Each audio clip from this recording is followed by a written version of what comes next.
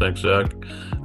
Yes, and so we do have a last minute fill in here. Jamie, thank you for jumping in. Of So I course. won't do a bio on Jamie. Excuse me, Mhm. on Laura, just to confuse, not to confuse people. So I'll just do a quick off of the website here. So Animal Welfare Association, a private nonprofit 501(c)(3) animal welfare organization, operates the oldest and largest low-cost pet clinic, adoption center, and no-kill animal shelter in South Jersey.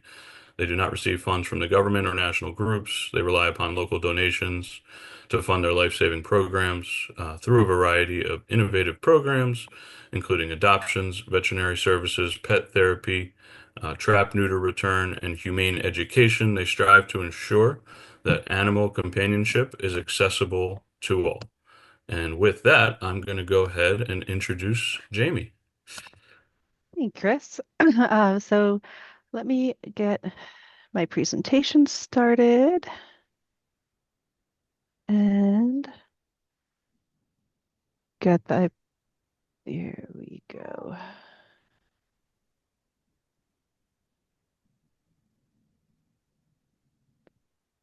All right.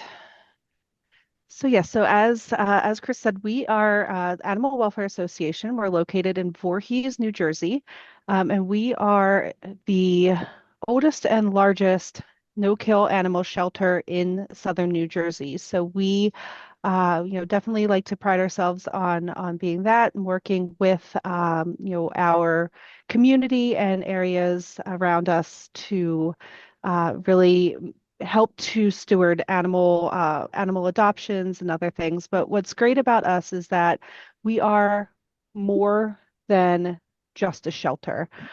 So we do so much that Chris has already kind of talked on.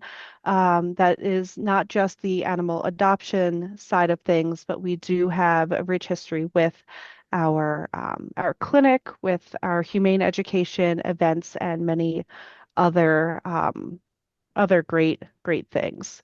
So. Just a really quick history on Animal Welfare Association. I'm not going to go through all of this, but we were founded in 1948 by a small group of women who really just weren't happy with the way that animal welfare was taking place in southern New Jersey. So they started the AWA just out of one of their houses, and it has definitely blossomed over the last 75 plus years to really include a lot of different aspects from the shelter. So yes, we have the adoption center. We now have a huge foster program, pet therapy, education, our low-cost spay and neuter clinic. We work a lot with trap neuter release programs, and now just recently we have gotten into dental and different radiology in our clinic. So a lot going on. We're always trying to grow um, and innovate with a lot of our work. But again, we are more than just that the shelter that we in that we do so much more for our community and our animals. So just a little quick information. Last year in 2024, we had 2,476 adoptions between cats, dogs, and small animals, which comprise of rabbits and guinea pigs. We'll occasionally have rats, mice, things like that, hamsters. So we have a lot of those numbers. We had an increase in over 15% since 2023. So really great numbers getting loving animals into loving homes and making sure that that everyone is well taken care of. So really what makes us different when I keep saying that we're more than just a shelter. So we have a lot of things that we have going on to make us more than just that shelter. So one of the things that we like to work on is that we are trying to change the narrative around what a shelter is. So we really work with providing a lot of open adoption, making sure that everybody is getting the right animal, the right fit for their home, and again that the animals are also getting the right home for them. We work a lot with providing that pre-adoption support. So we work with over 19 different partners to help bring animals that might not get a second chance due to their health, their age, their breed, or overcrowding to our shelter. So we work with a lot of transport partners to get the animals here coming from places like Texas. That's a big one that we do work with a lot of those animals down south. And moving forward to get those animals be treated medically. All of our animals come spayed or neutered, vaccinated, and with a clean bill of health to all of their families. And we also make sure that all of our animals are receiving behavioral help if there is any concern with that, so that we're making sure that they are getting into the right homes, getting and staying there because they are behaviorally appropriate as well. And then again, as well, we continue to provide post-adoption support. So our behavior team helps with that if they're continuing to have issues or working through other programs as well. We also like to work with shelter diversion. So we're trying to make sure that we're keeping animals from coming into shelters, whether that be ours or others. We have a dedicated rehoming group that will help to keep people who may have to surrender their animal for whatever reason. We work with them to try to provide assistance to keep them from having to rehome their animals, whether it be our pet food pantry, providing other assistance with behavior, things like that, working with different training techniques, things like that. And then we also work with our different community partners, our trap, neuter, release programs to keep these young, vulnerable kittens and things like that from going into high kill shelters in the area to really kind of help save that life-saving gap to keep animals from entering those high kill shelters and making sure that we keep all animals alive and going into good homes. We also work with, excuse me, prevention to reduce the number of unwanted kittens and animals from entering the world. We work with our clinic to provide spay and neuter surgeries. We administer wellness visits to make sure that all animals are up to date with the health records and vaccine clinics as well. We have our MASH clinic, which is our feral spay and neuter clinic, where we work with area trappers to trap these animals, bring them into our area where we do the spay or neuter surgery, get them vaccinated, make sure everything is healthy in that, and then return them to their original homes. And then we also have a low-cost spay and neuter program for individuals who may be having financial hardships to make sure that their animals get spayed or neutered so that we can prevent additional unwanted animals from ever being born, clogging up the systems.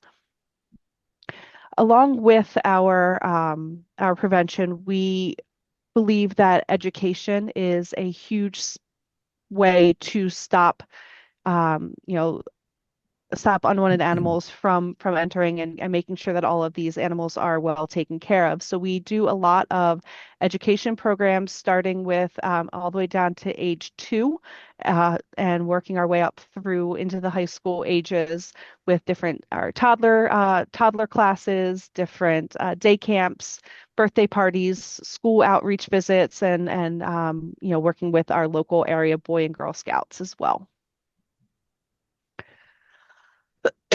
Excuse me.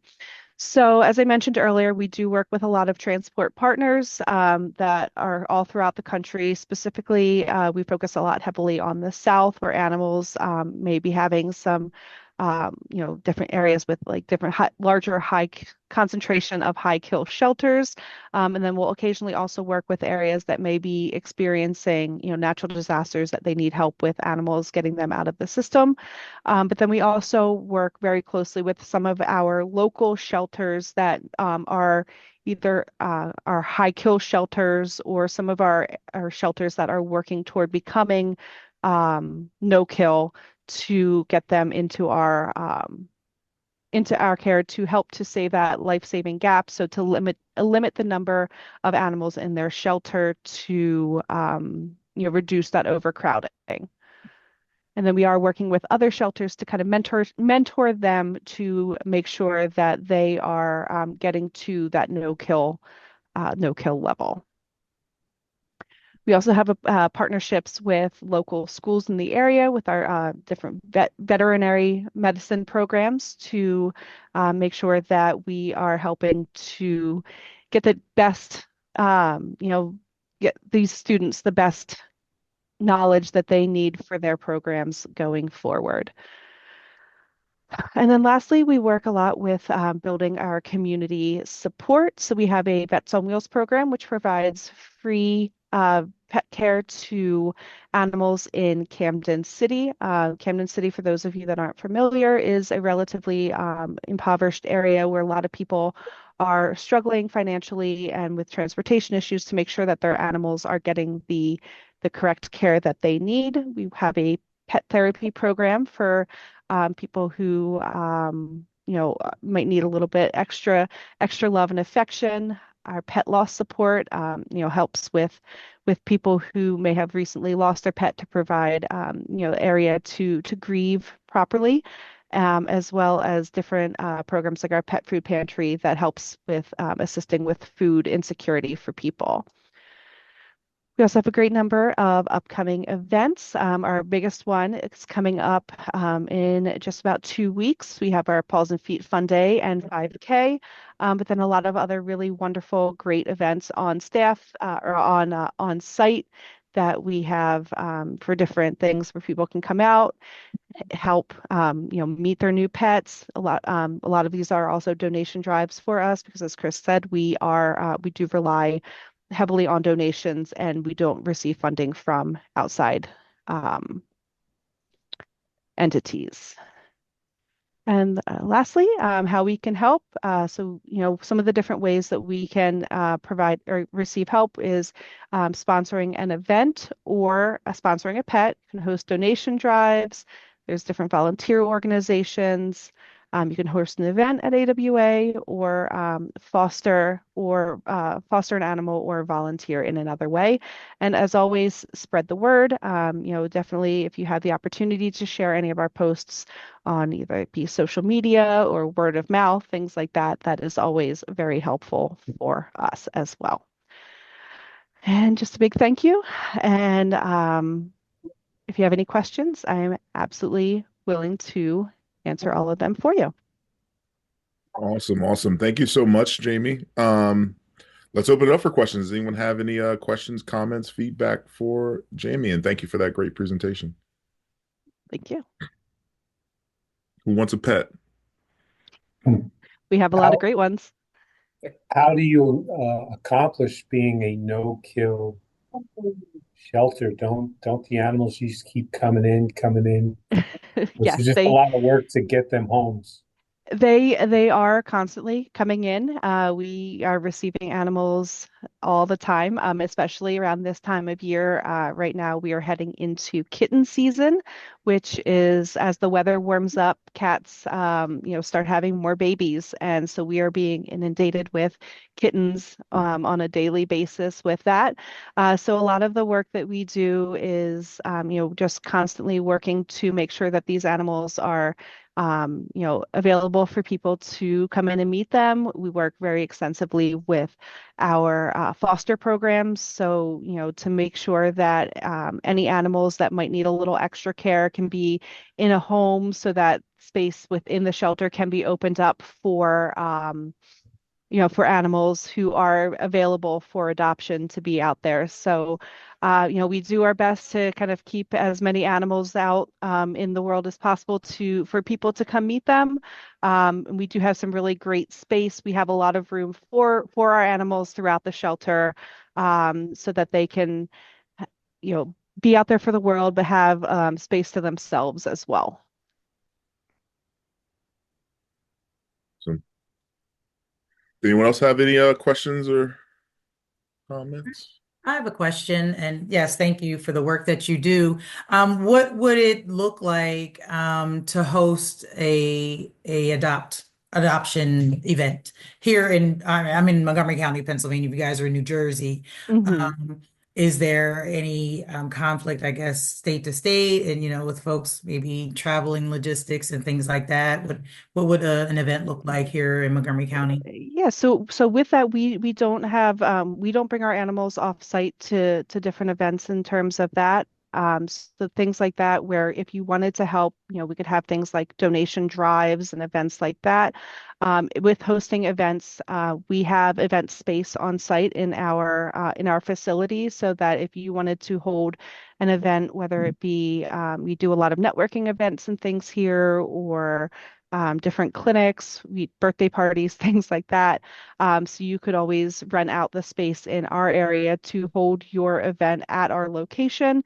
But in terms of if you want to do something at your location, it would be more things like the donation drives, or, we can definitely provide information and things like that for, who we are. Great question. I was going to volunteer for the bus of dogs coming out for the event. I was like, I'll help. Any other questions from the group? All righty. Well, thank you again, Jamie. We really do Thank you. appreciate it.